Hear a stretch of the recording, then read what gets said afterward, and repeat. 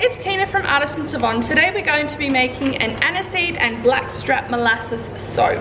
So I've got my regular soap base, which is coconut, olive and rice bran, and of course I've got my lye water, my aniseed oil, some lovely fresh blackstrap molasses, and I'm going to somehow incorporate some star anise on top. They're a little bit broken up. I haven't got many full star anise. I have to order some more, so I'm thinking I might just, you know, poke them out the top rather than laying them flat as a full star. So anyway, let's get on with it.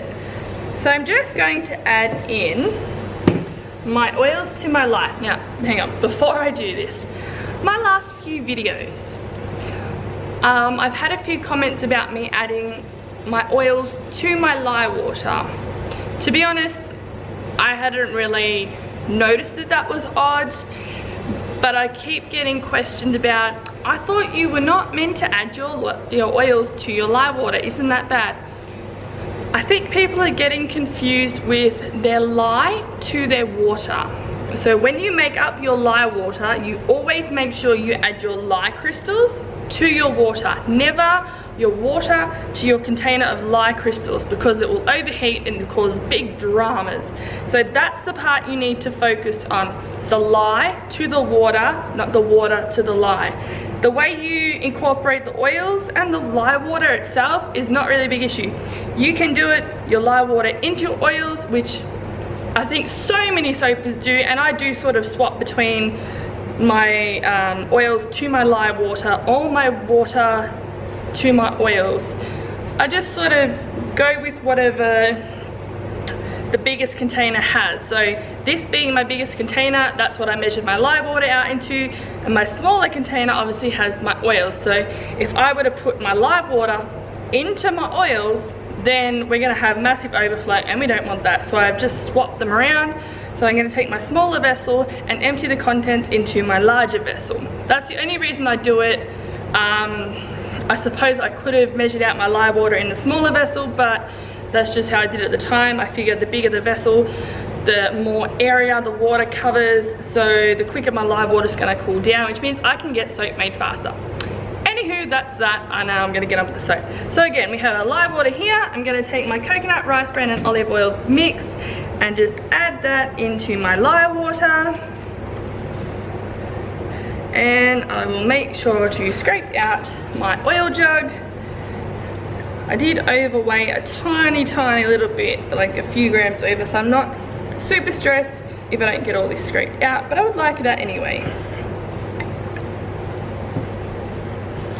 I didn't overweigh on purpose. I just opened a fresh tin of olive oil, and if any of you work with big tins, like 4-litre tins plus of olive oil, you know as soon as you open them, even sometimes with the hole poked in the top, then you get a glug, and that's why it went over today.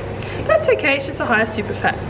So we have our oils and our lye water blended. I'm just going to stick blend that, bring it to emulsification, because I've never worked with these two products in soap before, being the molasses and the aniseed oil, so I'm not sure how they're going to react, so I'm only going to bring it to emulsification and we will go from there.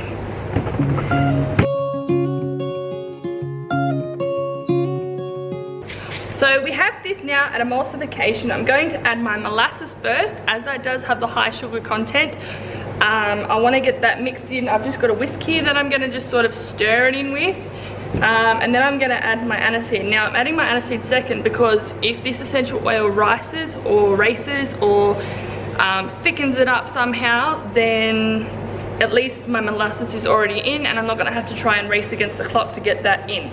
So molasses is going in first, and then I'm going to add my aniseed in. So I'm just going to do, I'm keeping it at the same sort of ratios you would keep honey at. So about, I think it's a tablespoon per pound. I'll probably do a tablespoon and a half-ish, because this is a kilo, which is, I think, a kilo is 2.2 pounds to a kilo. So we can go a little bit more than that tablespoon.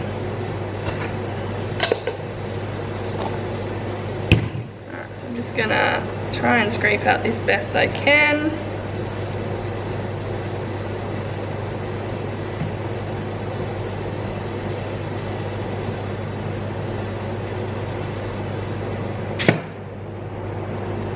Molasses is so sticky. So I'm gonna stir that. Get it off the sides. I'm gonna get a bit of a whisk in there just to try and break it all up, melt it a bit and get it more incorporated. And then what I'll do is I'll give it a stick blend. Now you might be able to see, I'm not sure if it's gonna show up on the camera, this is actually starting to thicken just a little. So this would be almost a light trace now, whereas I had a very light emulsification. Right, so I'm just gonna leave that there. Give this a little stick blend and then add my essential oil in. You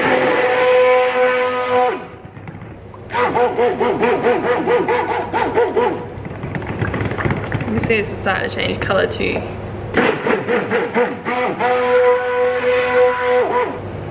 We're gonna add in the essential oil now. Yeah, I can actually feel that on the side, it's getting quite warm. So I'm gonna add in my aniseed essential oil. And again, just slightly whisk it through first.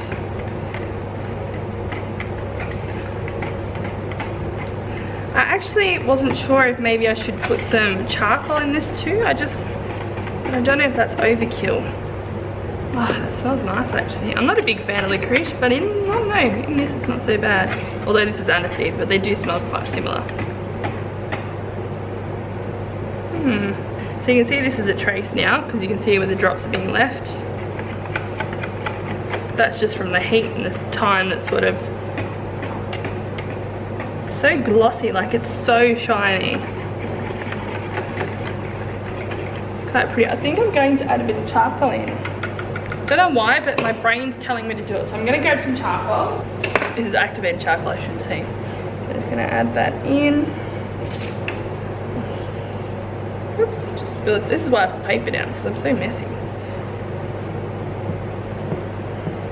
Alright. Wasn't going to put charcoal in at the start, but you know what? I just feel like it had to go in there. I don't want a black, but I do want it darker than what it was.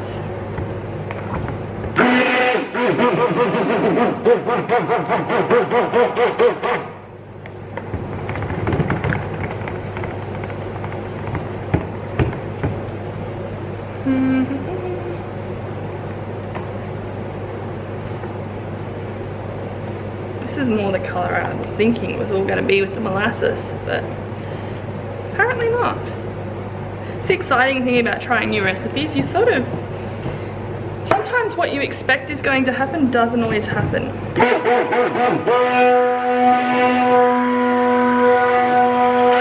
Alright, I'm gonna stop there. It's very, very heavy trace, but that's the only thing I'm doing in this soap, so I wasn't stressed if I got it thick. It's actually better because it's gonna set up quick anyway.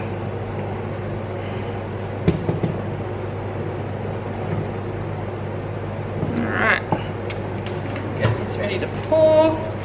Take this, get our messy paper out of the way. There we go, half the mess is gone. Open our bin. Alright, so I did spill a little bit, as you can see in my mold here. That's okay. Alright. I'm just gonna scrape, whoops, make more of a mess, why don't I? Scrape these sides down.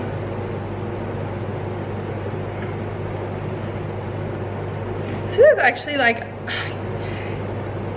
it's okay, I don't know how to describe the color. I actually like the color of this. Can you see that, guys?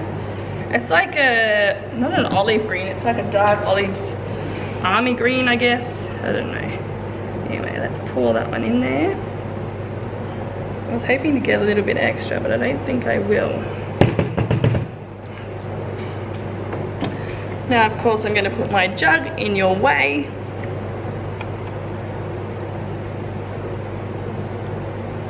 so that I can get the rest of this out. And now I get to make a nice big mess. I almost feel like you guys would be disappointed if I didn't make messes, because like I do it so often now. It's kind of just expected of me to be, if I had a clean workspace at the end, I think you guys would be confused or think maybe it's not me. So to keep my reputation as a messy soap maker, then, you know, this is what I'll do. Just be myself.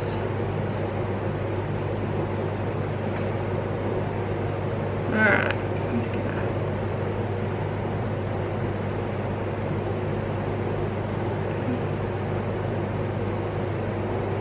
Try and get that in at least. Alright. Take that down. Alright. So what I'm going to do is there.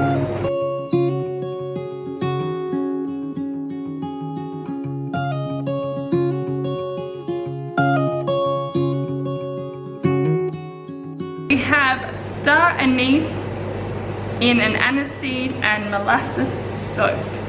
I will bring you guys back for the cut video, which will be for me tomorrow, but you in a few seconds. See you then.